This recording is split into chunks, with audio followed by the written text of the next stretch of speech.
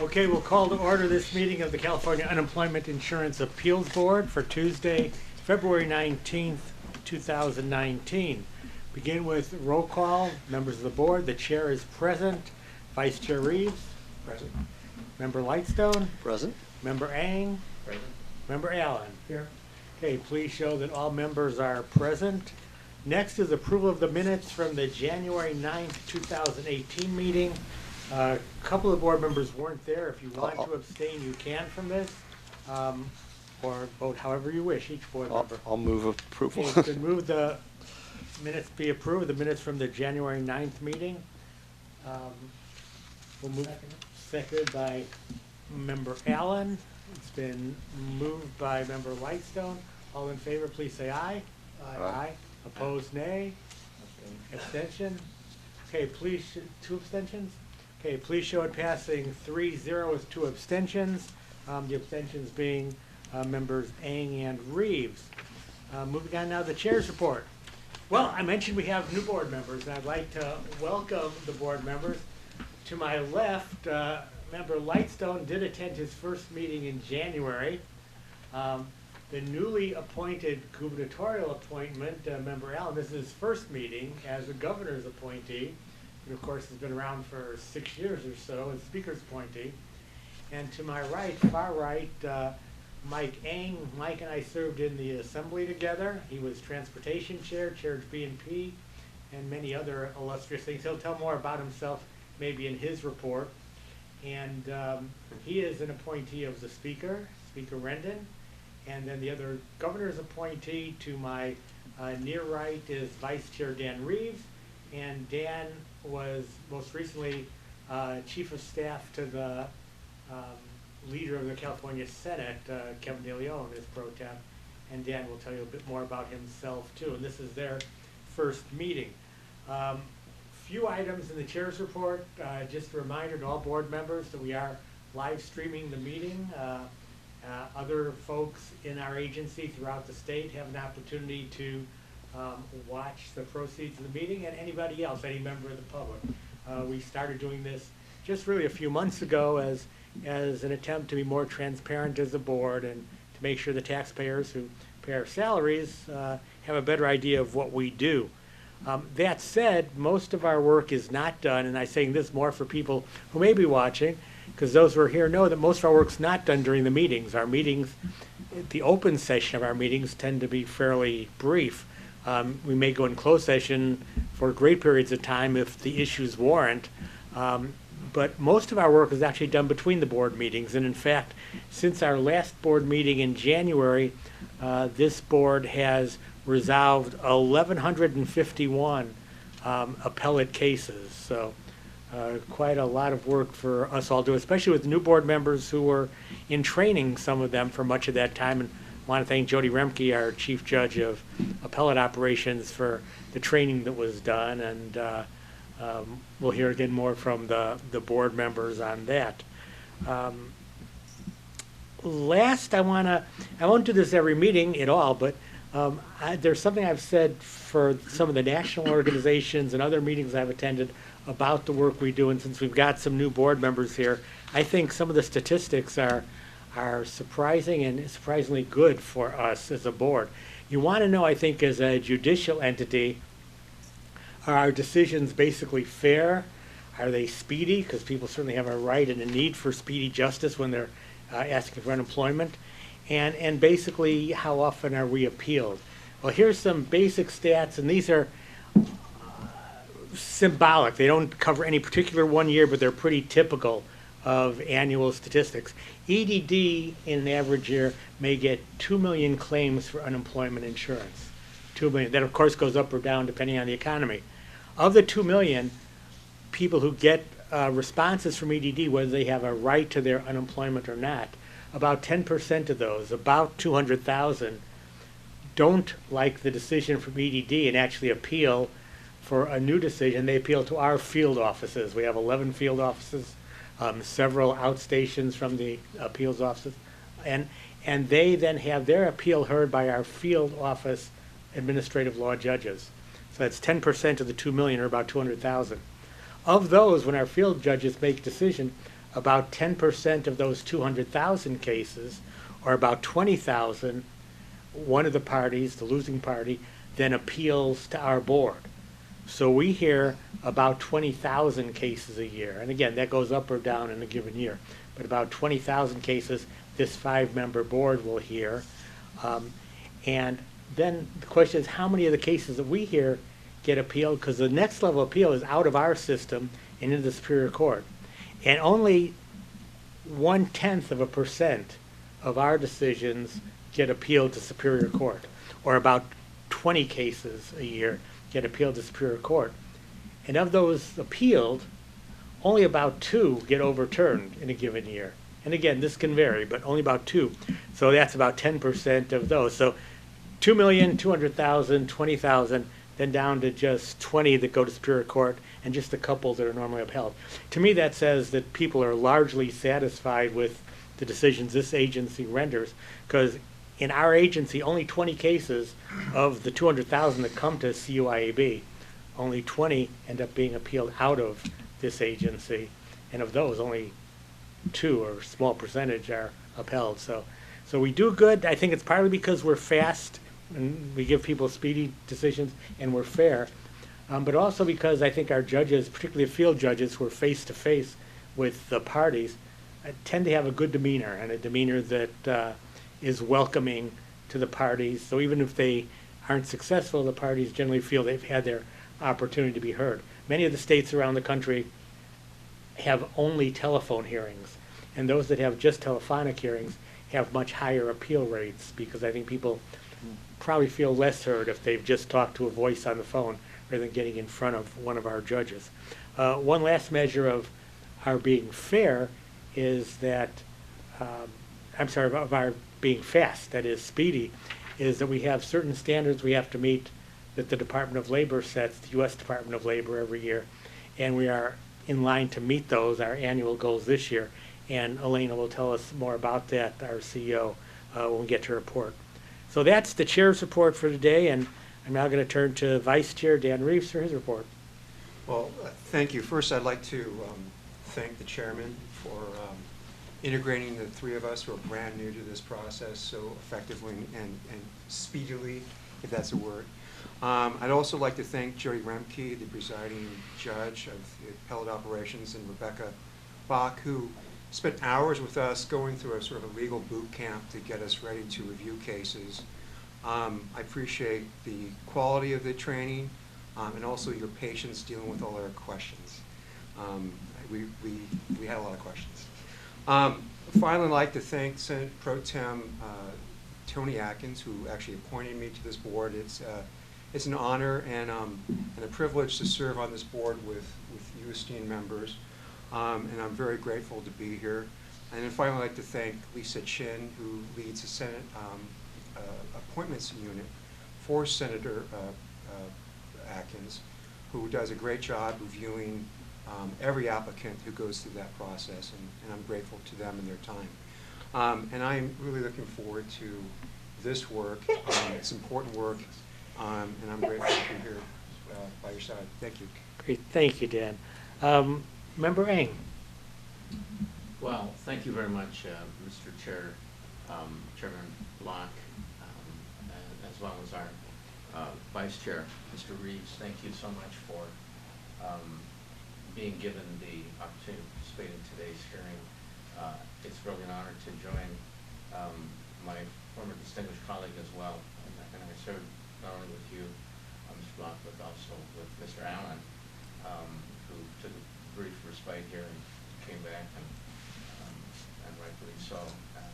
And also, I really enjoyed the ability to talk to Mr. Lightstone about cases that we've been on. And I want to echo the Vice Chair's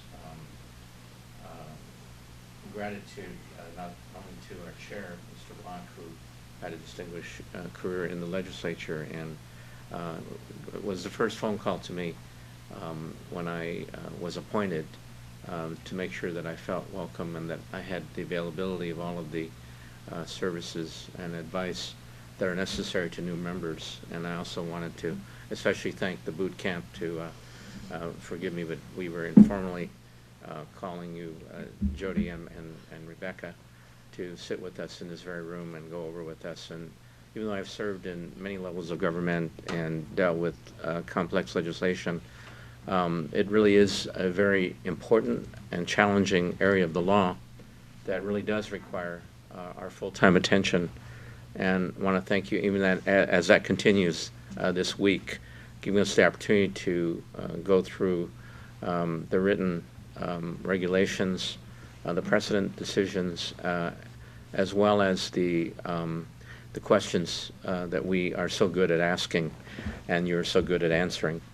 And everyone in the leadership. And then I also want to thank you for your gracious welcome to our organization, all of you sitting on the front row here, and as well as our wonderful staff that has taken care of all of our logistical needs, as well as the legal questions that have come up. I can't name all of you. But I've never felt more welcome. I've never felt more ready.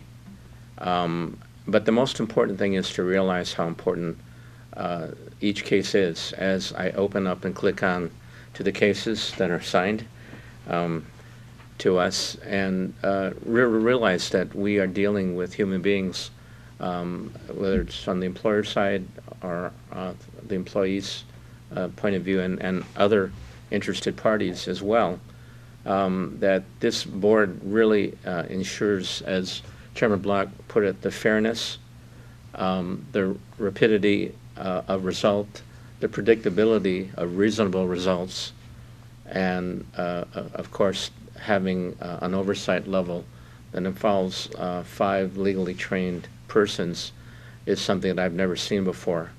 And as I open each case, I consider each one an honor to be a part of, and hope that I do my due diligence.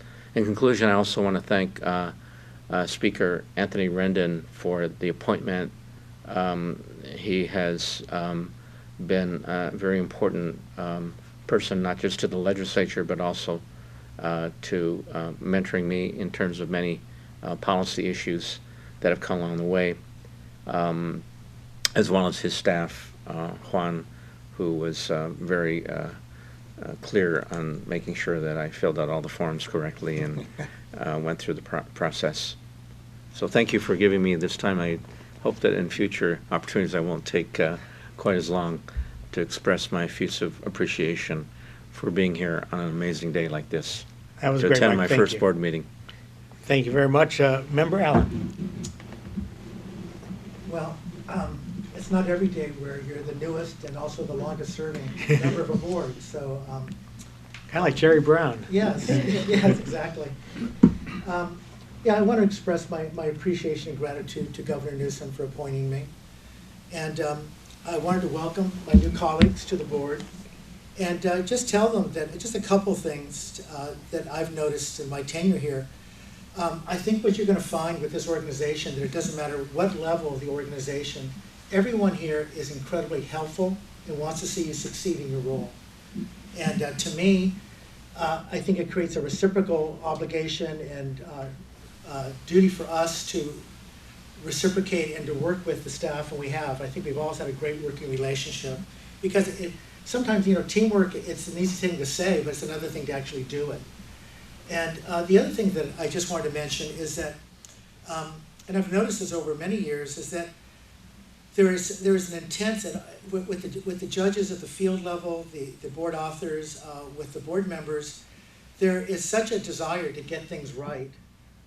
Chair Block was mentioning the numbers, but what I've noticed over the years is that many times when sometimes we view cases differently, we bore down deeper, we look at the facts, we look at more exhibits, we listen to the hearings more closely, but there's just this really very strong desire to get it right.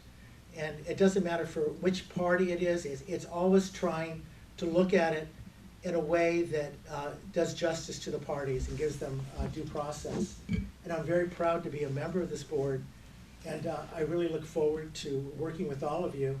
And if in any way I can be a resource of a help on anything, please don't hesitate to call on me. Thank you, Michael. Member Lightstone.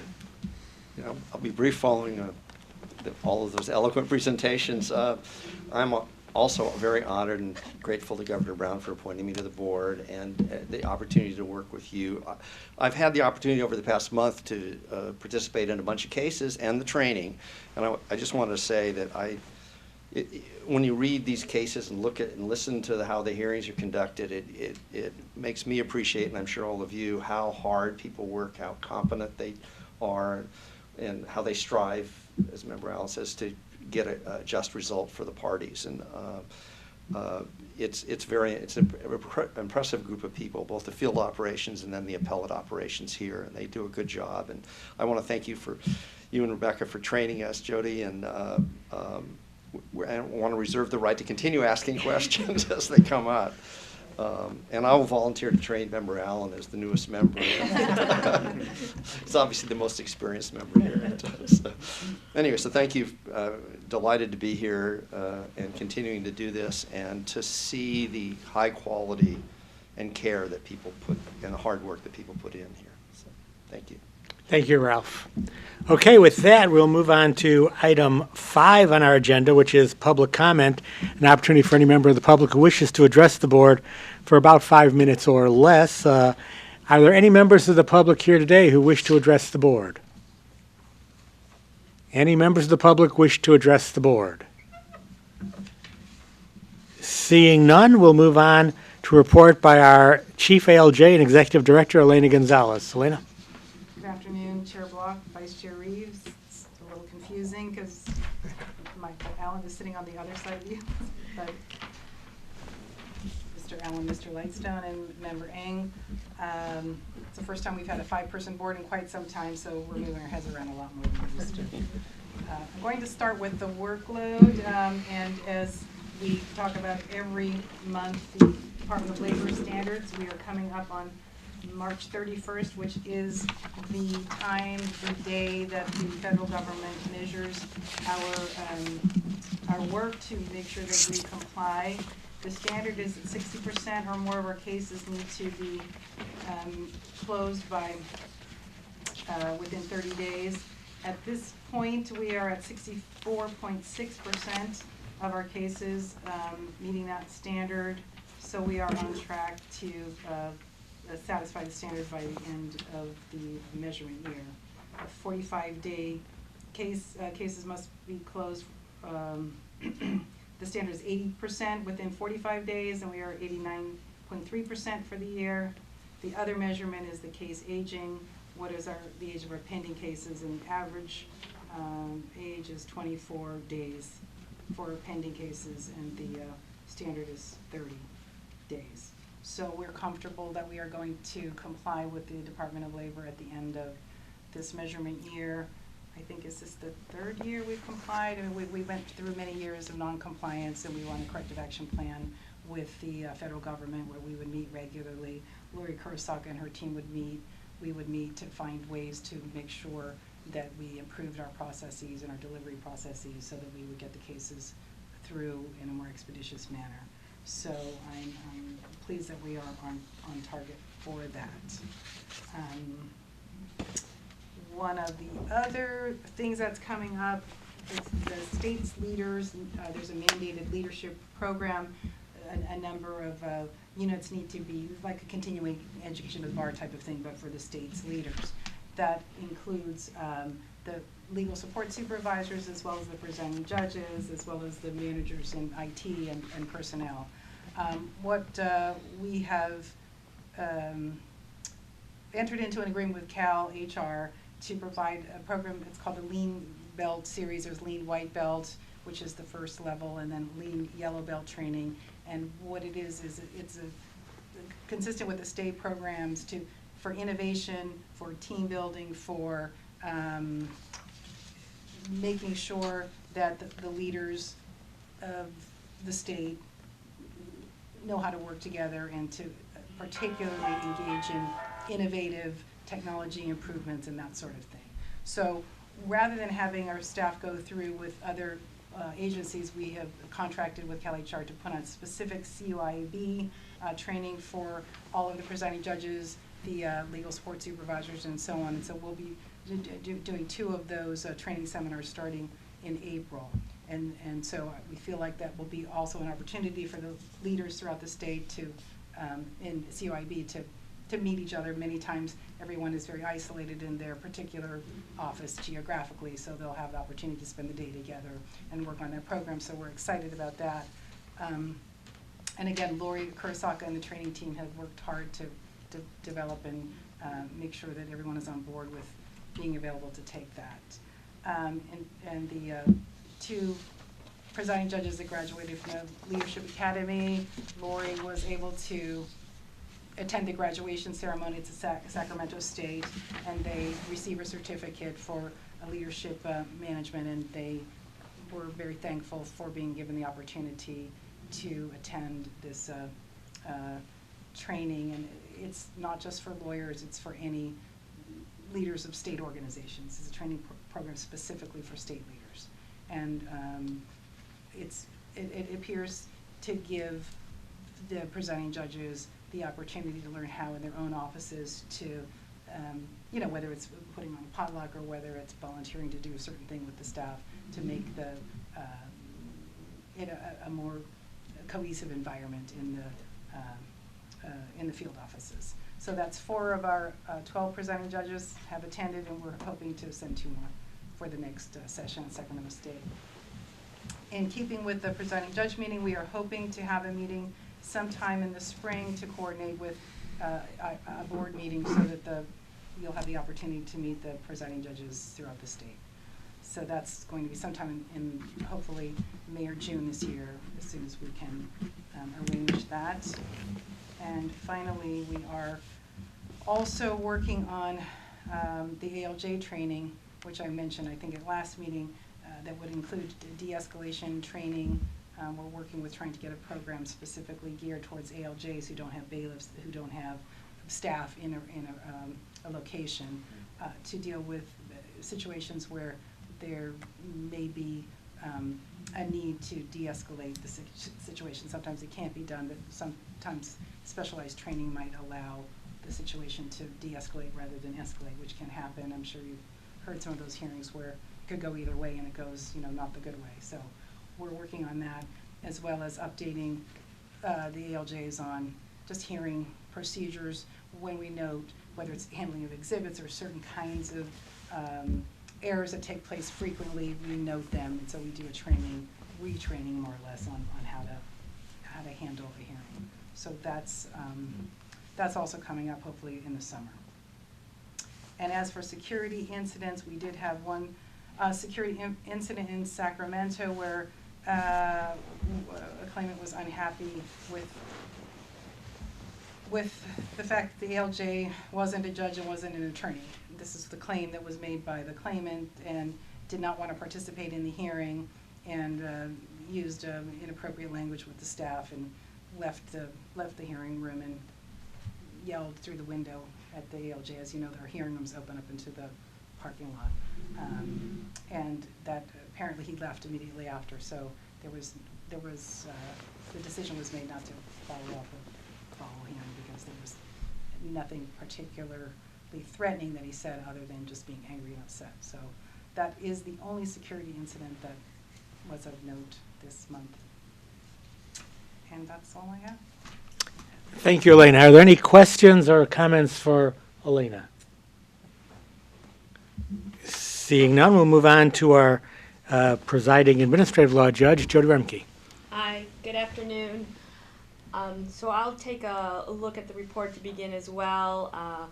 The other side of what Elena was just referring to shows how appellate operations has been complying with the Department of Labor guidelines. And so in addition to a very busy month of training and onboarding, there still was a large caseload, and we did quite well under the circumstances of the transition. As you can see, we continue to comply and surpass the guidelines. For example, the percent of cases on 45 days or less, we are at 94.1%, although the guideline is 50% or greater, so we're doing very well. The only place where I think we could see a little bit of the transition impacting is the pending cases in the case aging, as in those cases that are open right now, those did increase slightly by 2 days from last month on average, or the previous month, I mean. So we're at 23.2. I'm guessing that might be what we see next month as well, just as we're trying to get everyone up to speed. Some of those cases sit just slightly longer before you're able to rule on them. But overall, I think we did, I should say you did an amazing job getting up to speed quickly and moving the cases. So we'll be finishing up the last bit of training in some areas, and then we'll just continue to process these cases as timely and effectively as we can. Questions? Thank you, Jody. Questions or comments? I have a question. Michael? So, Jody, I was just curious, when I did my training, we were given the opportunity to maybe to go to some field hearings. I was wondering if the new board members got that opportunity. Yes, they did. They did. They all had that opportunity, and I'll let them speak if they want to about that experience. But that's definitely an important part of the process, is to actually see what goes on. And then the second question I have is that one thing that when I was here after about a year, and I don't know if we've done it in a number of years, is that we were actually given a tour of EDD and their whole operation.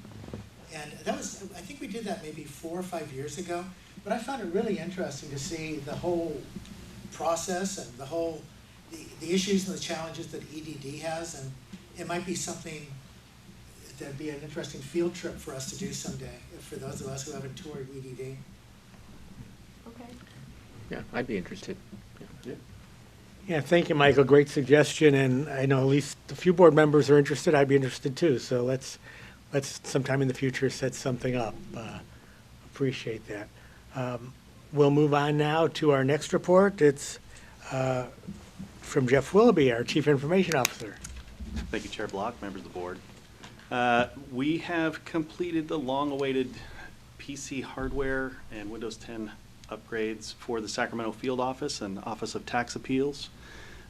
We will be working on AO appellate operations tonight and tomorrow night, so this program is finally gaining legs and we are getting underway. We'll take these experiences that we get basically in this building and have lessons learned taken out of them so that we can optimize on the logistics and the amount of time that we spend taking people out of their day-to-day operations, so that when we begin this process in the first week of April statewide, we'll be as efficient as possible. We plan on doing that over the course of about 16 weeks, doing all of the field offices and outstations. And the second item that I have today for you, I'm very pleased to inform you that our long search for an information security officer is over. Sonia Teamer joins us today as our new ISO. I'll give you a little bit of background and then let her introduce herself.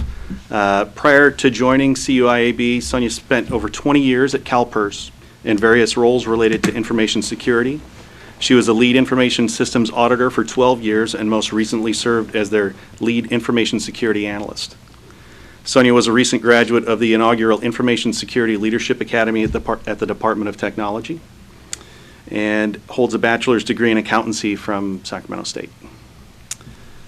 She also has several certifications, including that as a certified information security auditor. And I hope you will join me in welcoming Sonia to the organization. Yes, welcome, Sonia. Is that it? That concludes my report. Thank you, Jeff. Any questions or comments for CAO Willoughby?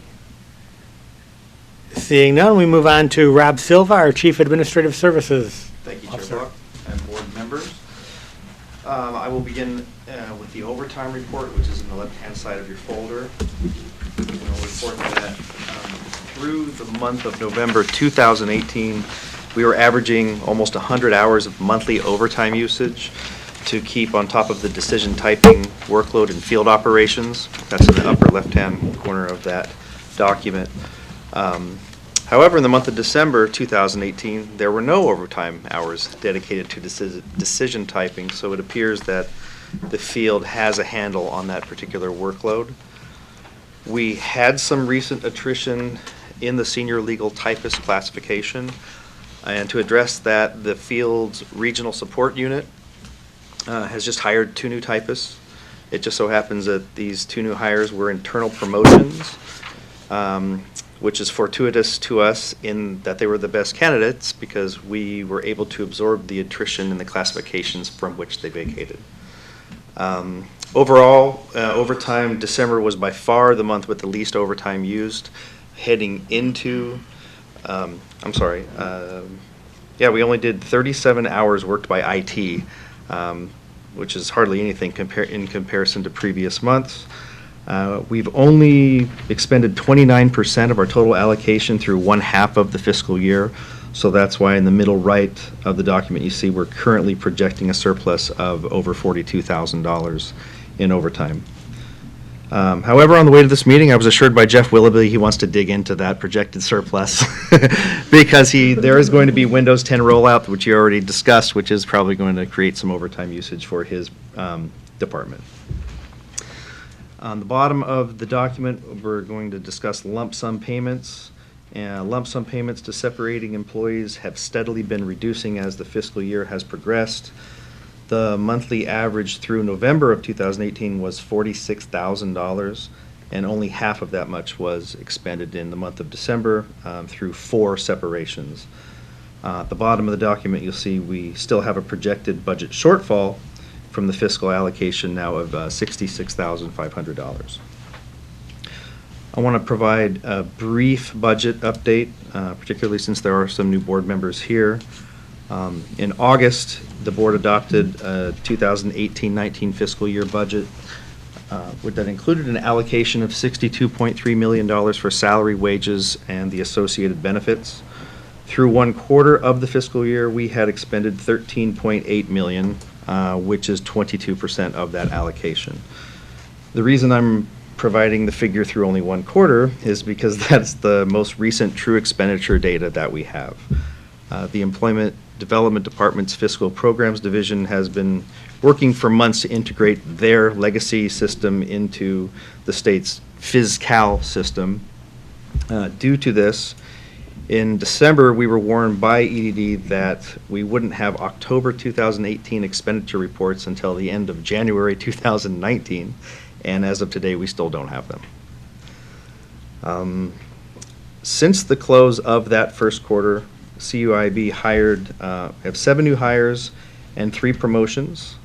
There are also 5 hires currently pending. I'll change that to 4 hires currently pending because I got the pleasure of meeting Ms. Teamer a second ago. So 4 are pending.